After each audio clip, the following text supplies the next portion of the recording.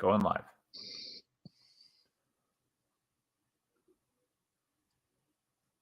And welcome, everyone, to Rock M Radio. This is the beginning of a brand new episode of Dive Cuts. It's season 8 already. We're here to talk about your Missouri Basketball Tigers, the 14th ranked in the AP poll Missouri Basketball Tigers, coming off a big win over Mississippi State Bulldogs.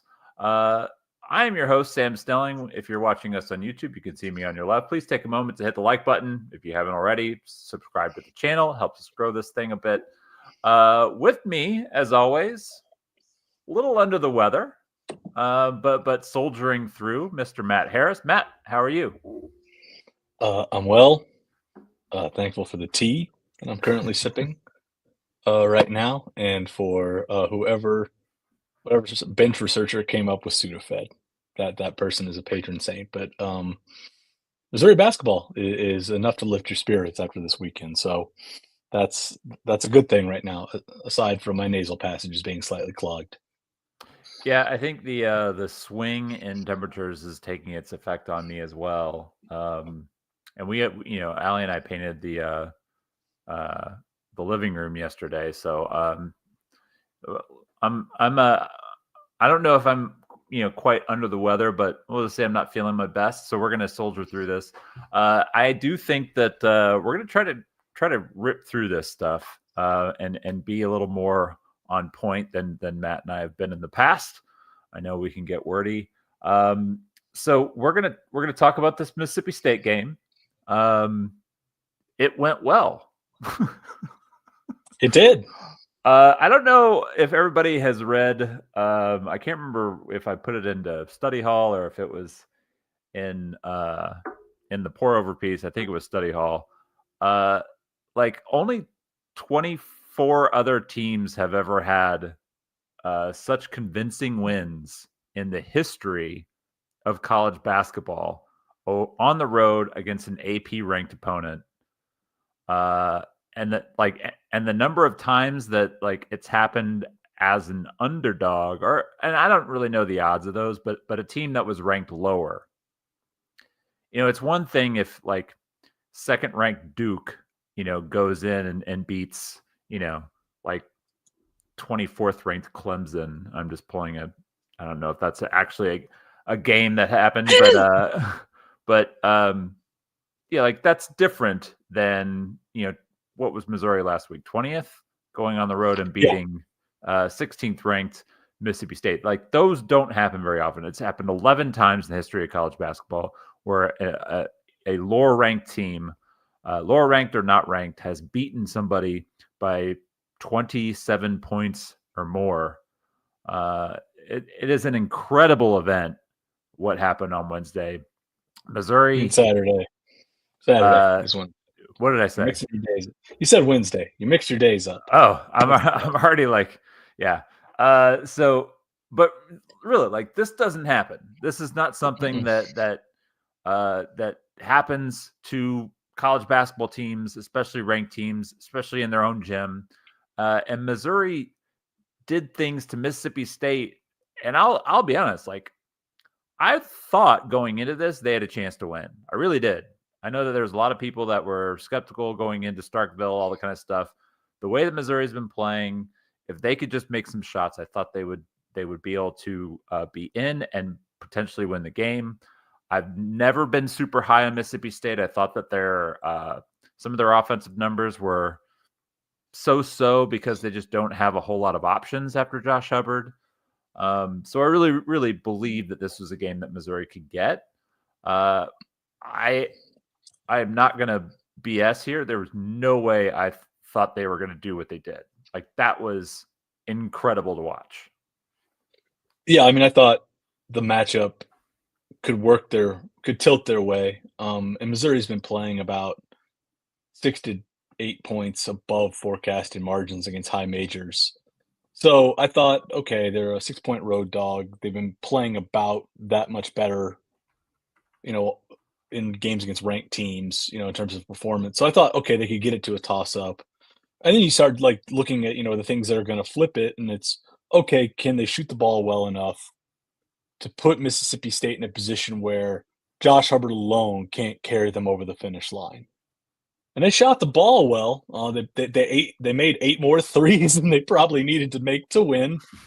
But even if they had only hit 8 threes in this game, or like 9 threes, they still would have won, by 15 points, 15 or 18 points. It was that big of a drubbing that even if you take the shooting variance out on the day, they still just mollywopped them. And I think, you put it in study hall and Watkins looked at it and I looked at it. And if you just looked at the box score itself, and I think the reason why Chris Jans was almost sort of like despondent afterwards was he couldn't go in the locker room and tell his guys like, hey, we played great and they just shot the hell out of the ball.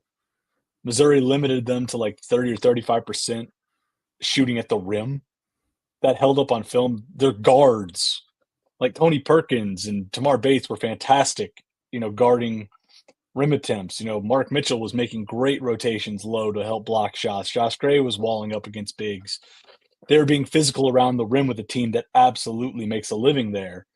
They did a fantastic job at, I think, in ball screens at least, bothering Josh Hubbard. They did a great job. They had a great scout there. They did a great job with being, active in the zone and creating deflections. They just did a fantastic job defensively from a fundamental standpoint of executing a scout. And the shooting was there for sure. And I think the 2-point shooting got better in the second half. And I tend to think that's because Missouri in the first half played so well defensively outside of a stretch, where Mississippi State kind of narrowed it down a little bit, that once State got down 14 at half and they didn't cut into the lead out of the locker room, I think they were done with 13 minutes left. Chris Jans was subbing in deep bench guys at like the 13:30 mark. Yeah. Missouri, if you looked at Evan Maya's garbage time, he had it starting at around the under 12. Like, this was a game where I thought Missouri broke him in the first 28 minutes. And it wasn't, and again, I think a lot of it was on the defensive end. Josh Hubbard shook free when Missouri lost him on some ball screen stuff or when he was setting screens. But otherwise, it was really hard for them just to get what they wanted. And when they got to the rim, they weren't getting easy looks. And, I think there's a part of State that knew once Missouri started hitting shots that they weren't going to be able to stay in this ball game. Mississippi State's a team that has a wide delta between what they shoot and what they allow you to shoot. And if you shoot above that, if you shoot better than 35%, you can put them in a hole. And Missouri shot damn near 50% from three. So the math just tilted so quickly on State. They weren't able to like limp through at the rim that, in the last 12, I think they just were trying to do damage control and keep it under 30. It was a complete, just from a fundamental perspective, things you want to see in the box score and on the screen, like the boring, bland stuff that nobody really pays attention to. Missouri just whipped them in every category. It was a complete braining in that sense. So I think that's what made it so impressive was you couldn't just say, oh man, Missouri, they were questionable. They shot the hell out of the ball.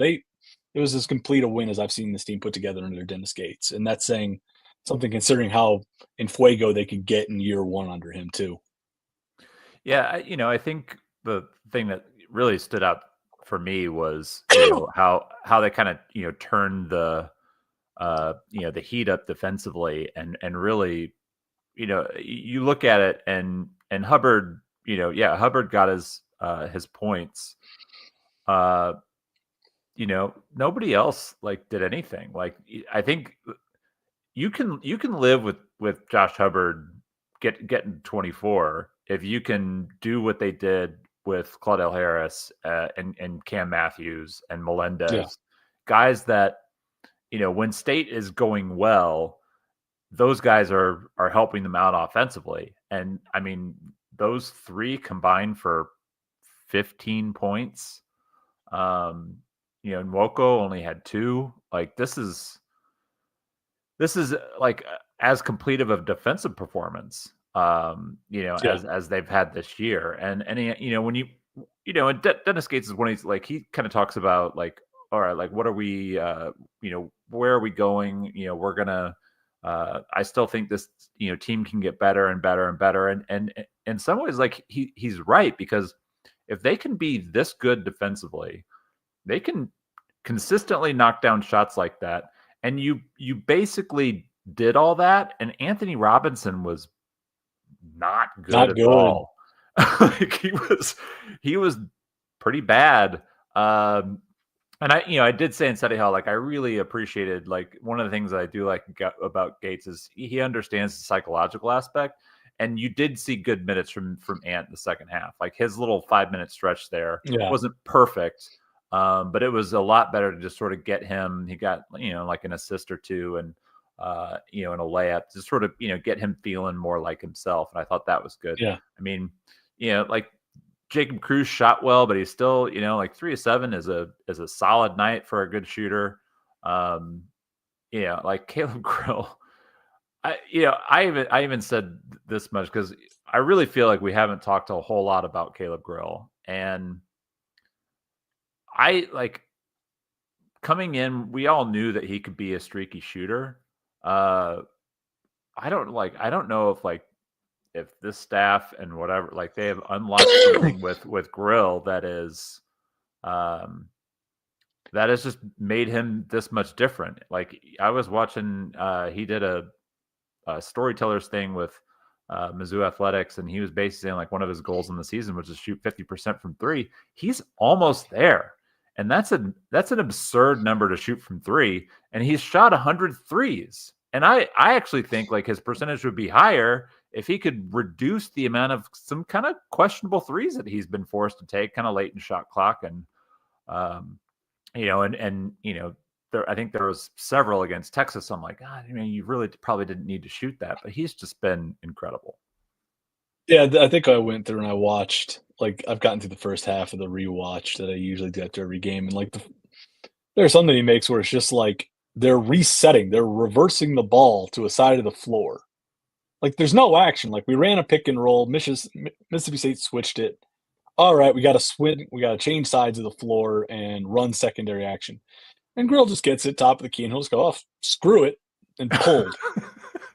Like, there's no action. Like, in the notes, I'm like, ball reversal, bang. Like, there's like you did like sometimes you want to say, okay, what's good offense, what's great action, and then other times just like, well, screw it, that guy just made a play, and that's what he did. I mean, on some of these threes that he's hit, it's just been somebody gives him some airspace, he's in rhythm, he's feeling okay, and he's just going to let it go. Now, there's always a regression to that. I think most guys are. I think it'll be hard for him to keep shooting at this clip all year, but what those threes tell me right now is that he's at least feeling in confidence and in rhythm. I think when he came back off the injury, there was not hesitation, but he wasn't quite just getting into his shot quite away. There's a little bit of a hitch knowing he would come off staggers or off zipper stuff. There's not now. If you're trailing him and you are letting him get 2 feet square to the rim, it's going up. Mm-hmm. And it's not even a hesitation. And the half court three that he hit, I mean, that was a late clock three that had to go up. People are like, what was he doing? I'm like, well, there was 4 seconds on the shot clock. So it was great. There was 4 seconds on the shot clock. It was deep, but he was open. And it's a jump shot. Like, this is one of the things that that you realize it's deep. But it's a jump shot from there still. It's a deep jump shot. But you're still able to also, shoot. what was the alternative? What was the alternative he was going to have in that spot there? Like, they couldn't run anything. So it's like, well, I'm feeling it. I'm open. Let's go with it. It's been ridiculous. And I think it's great for him. I think coming off, he had a really slow start as a junior year. Just, as a graduate senior, he had gotten off to a slow start. He was just finding himself and then broke his wrist. I think this year there was a little bit of that slow start again, and everyone's like, oh, man, what's he going to do? And now, coming back off the neck injury, it took him a couple games, and now he's in rhythm and he's feeling it. And you wish you could chalk something up to scheme or skill development, but sometimes guys are just hitting shots, and you just got to chalk it up to guys making plays, and that's what he's doing right now. And it's it's marvelously entertaining to watch. Yeah. So if he wants to keep doing it, by all means, please keep it up. I do like lots of made threes. It is a lot of fun, especially when it's your team that's making most of them. Yeah. So Mizzou turns his attention to a pretty tough matchup here. They're heading to Knoxville for a Wednesday night matchup against Tennessee. Vols are currently fourth in KenPom. They do have 4 league losses. They got shellacked by Florida. They lost a very narrow game in which I actually think that they should have won against Vanderbilt, or at least should have gone to overtime at the very least. Narrowly lost to Auburn, kind of let that one slip away. Lost to Kentucky, and then they played they played Florida on Saturday without Zakai Ziegler and without Milicic. Yeah, Milicic was out too. And they beat Florida by 20 points. That was all mostly in the second half. It was a pretty close game, pretty ugly game in the first half.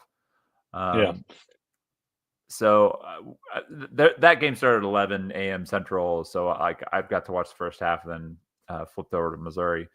But yeah, so Tennessee, again, great defensive team.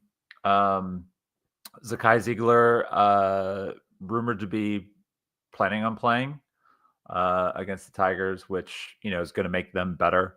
They did bitch slap Florida, but he is a guy that you want on the floor for the Volunteers.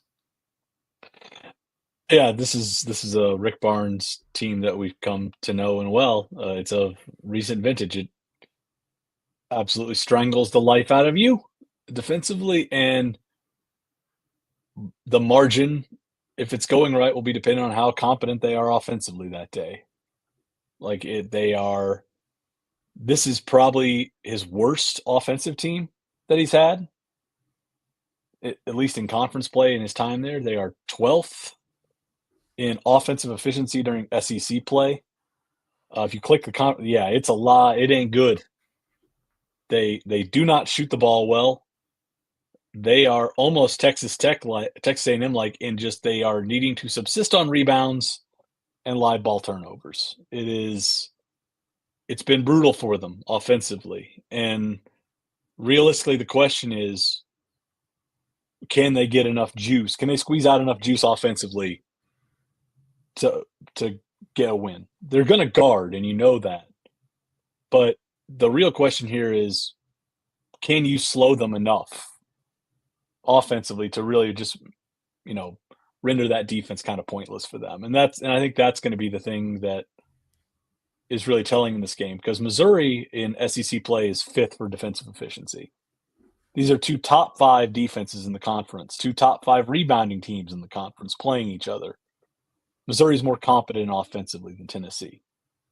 That's the thing that I think is going to go under the radar here, is if you just look at how they've been playing over the last 10 games, Tennessee's 89th in the country for offensive efficiency. Missouri is 17th since SEC play began. Missouri, I think, has enough wiggle room on offense, more than people expect, to make this a really competitive game and steal this on the road, because Tennessee's going to need to absolutely play its best offensive game to I think counteract what Missouri can do at times defensively. So I think that's going to be the subtle thing here, is people are like, can you score enough against Tennessee? And I think, well, can Tennessee score enough on Wednesday night, even if you account for home court advantage? Can they get enough out of their offense to offset a Missouri team that, as you mentioned earlier, is playing like a top 10 outfit since January 4? So I think that's kind of the more subtle shading to this game going into Wednesday, is Tennessee hasn't been good offensively, and Missouri has guarded well enough that this might be a pickup opportunity for the Tigers, more than some people expect. Yeah, I would not be surprised to see a lot of people picking Missouri, to be honest. Coming off the way that they played in Starkville, knowing that they beat Florida on Florida's floor, and knowing that, they've been beating teams pretty soundly since they left Auburn. In what is still like the best league in the country and potential in the history of KenPom, really. Like all of these things still exist. Like the SEC is still a great, great league. So for Missouri to, kind of have that combination of things, like Tennessee absolutely 100% had to have that game against Florida. Like that was going to be really, really important because they had lost 3 of 4. Yeah.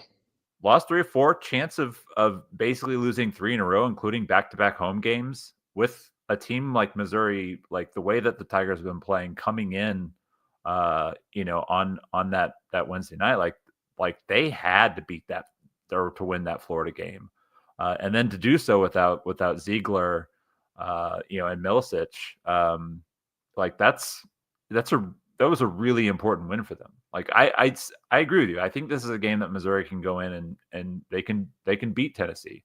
Dennis Gates has kind of had Rick's number.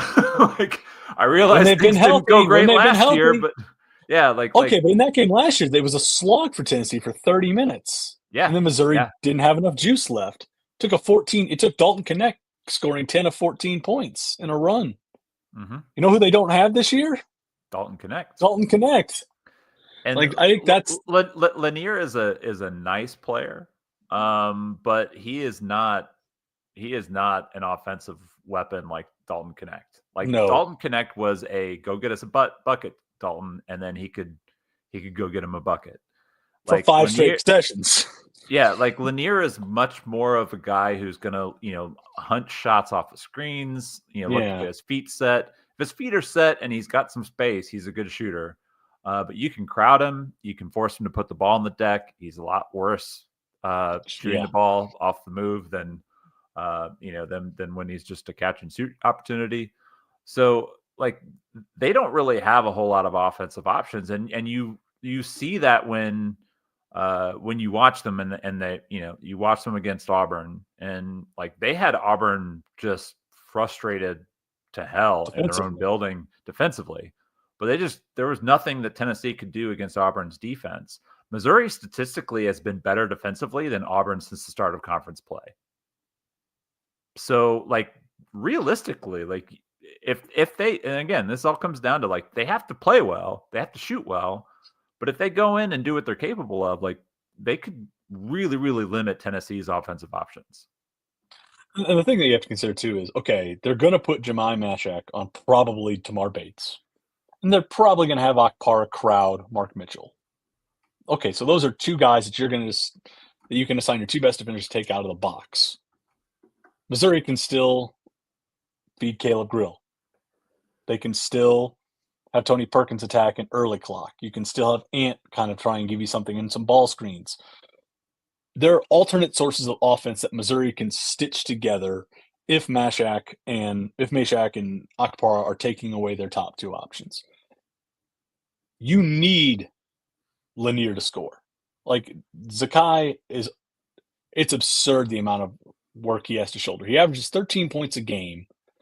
And then I think he's like at 8 PNR passes per game. He's having to create so much offense for them and so much for other people that if Lanier is not giving them something, like if in most games Chaz Lanier is averaging 11 or 12 points, they need Jordan Gainey to give them. There's just not a lot of secondary offense for them if Lanier is not rolling. If Lanier and Gainey are locked in and engaged, Tennessee can be a problem because they've got just enough balance across the rotation. But if it's a night where Chaz isn't dialed in, things can get sideways for them in a hurry because it doesn't matter if Zakai's playing out of ball screens and getting downhill because he's kind of an average rim finisher. He's an undersized guard. When he gets there, if you stay attached to his hip.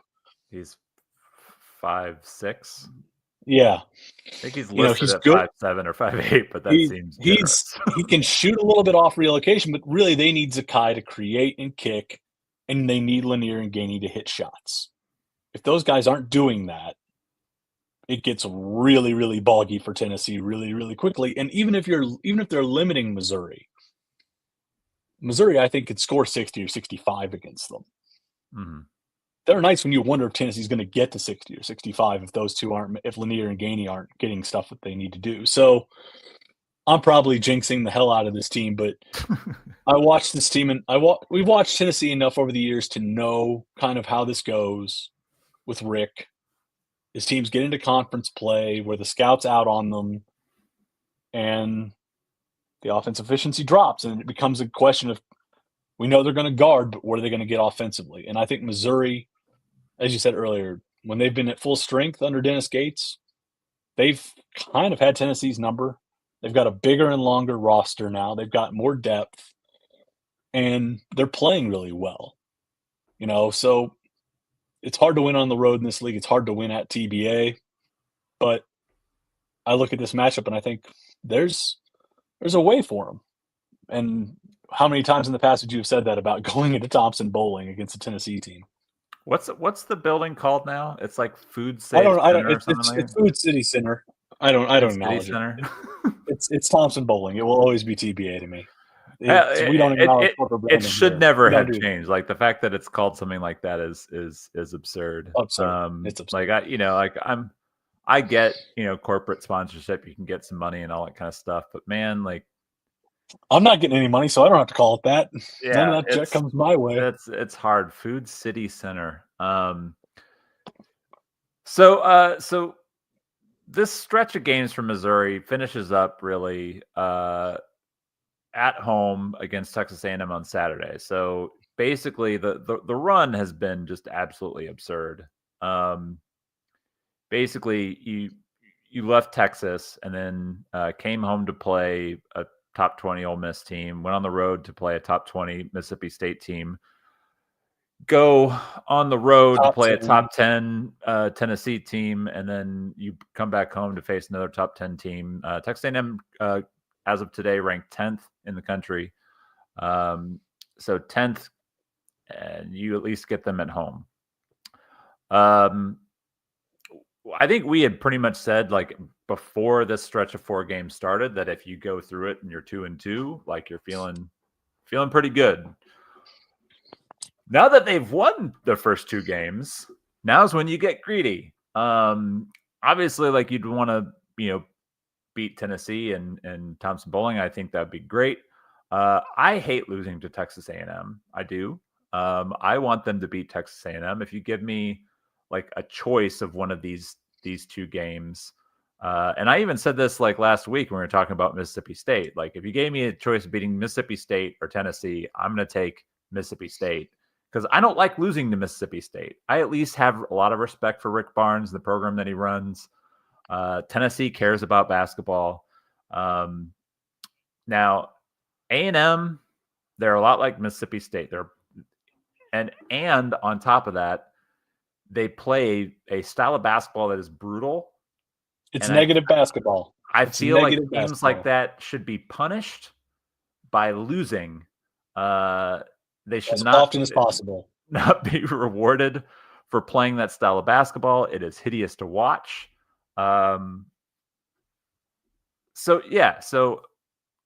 if Missouri is going to drop one of these 2 games, please win at home against Texas A&M. Keep that home win streak intact. But the way Missouri's playing, if they're able to kind of sustain this, there's no reason why they can't get both. Yeah, I mean, I'll have this in the look ahead for the game in a couple of days, but if you get to Tennessee and you get out of there with a win, the odds are 91% based on Torvik's model that you're going to finish in the top 4. If you finish the week at 7-3, 4 teams have started conference play that way since the league expanded. All of them won at least 11 games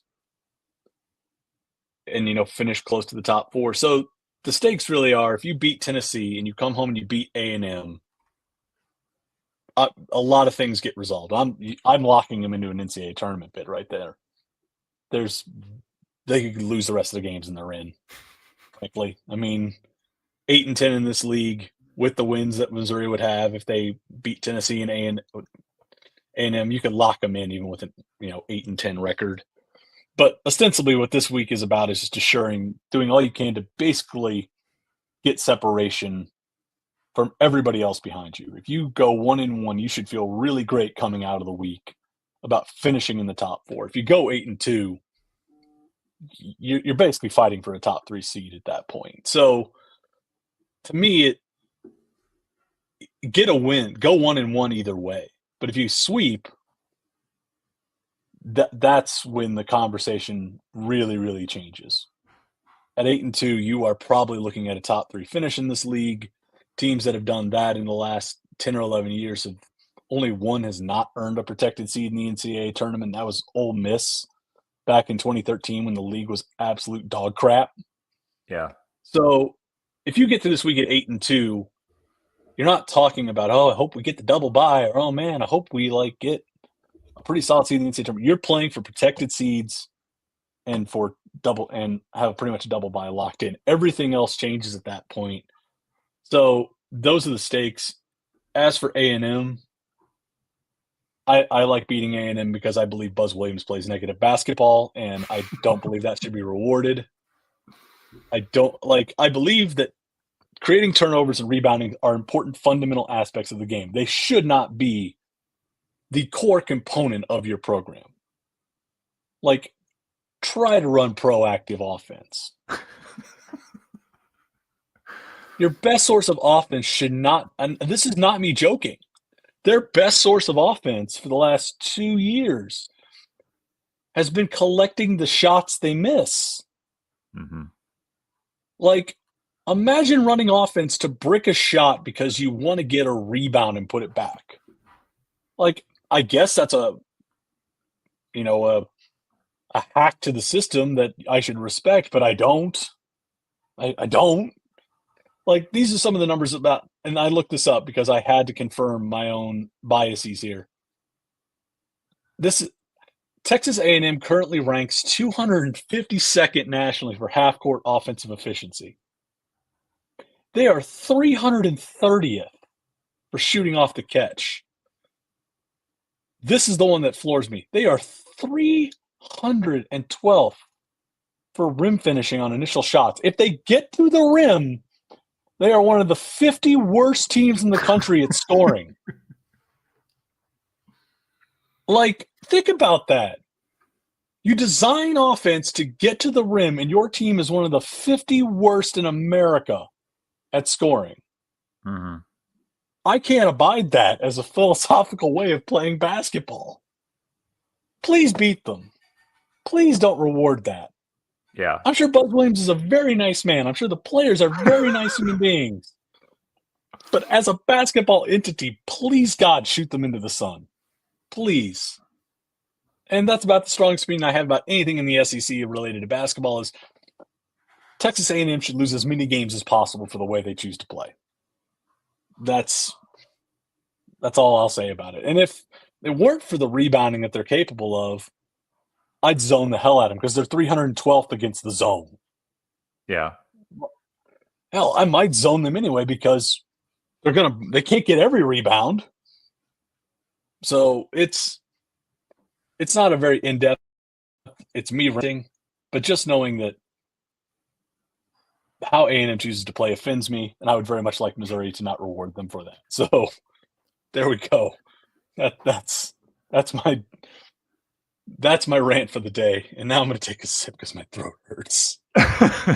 So I know that, you know that I agree with you on a lot of that. As a big basketball guy, the things that are thrilling about basketball,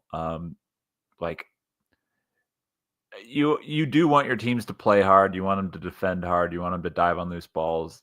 A&M does all those things, but you also want your teams to shoot reasonably well, to finish at the rim, to run offense that generates good shots. They don't really do those things. No. What they do, what they do, and one of my favorite phrases, what they do, they do it well. I mean, they do. They're 17-5, 6-3 in the league. Again, toughest league in America. We were talking a little bit earlier this is actually on the forums, and because like there hasn't been a lot of buzz or discussion about Texas A&M, and I think it boils down to the fact that they do have some really nice non-conference wins, but since conference play has hit, they've just kind of been okay. Yeah.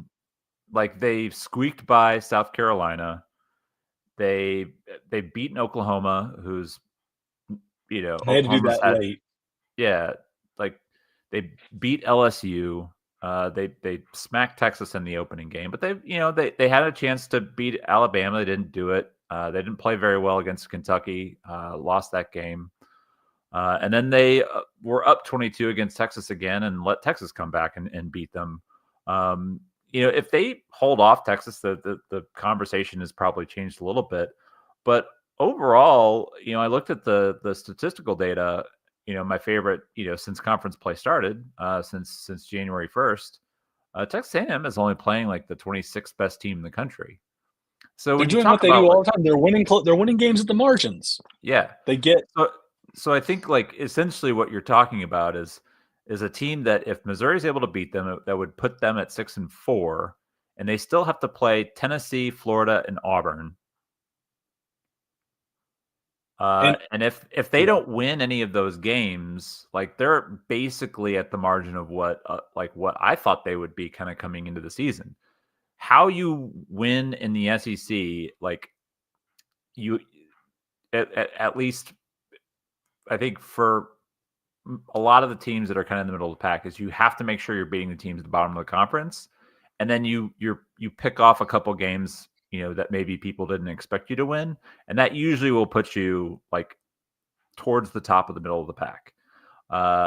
And if Missouri can beat Texas A&M, like Missouri essentially will have kind of done those things, like but also they're winning the lower margin games. Turning it down a back stretch, which is going to have a lot more of the lower level teams on their schedule. When you get a reprieve of playing a top 40 team instead of a top 15 team. But essentially, like this is my way of saying that if Missouri is able to beat Texas A&M, I think it sets up like Texas A&M to not really be the 10th ranked team in the country, which they are currently, and to be more of like, what I thought they'd be kind of coming into the season, which is more of a fringe top 25 team. Still quality, and a team that's going to win a lot of games, team is going to make the NCAA tournament. But I think like of the two games, I think it is much more important for Missouri to preserve home court, beat Texas A&M. Whatever happens in Knoxville happens in Knoxville. But for me, like that's the more important game of the two here. Yeah, when they turn, they'll make the turn out of this week after 10 games, and then they close with Oklahoma, Georgia, Alabama, Arkansas, Carolina, Vandy, Oklahoma again, and Kentucky. They will only play two teams ranked higher than 25th in KenPom the rest of the way.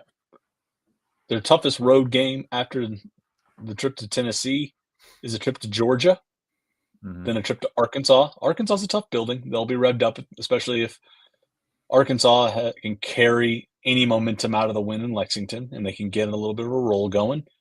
But then they go to Vandy and to Oklahoma.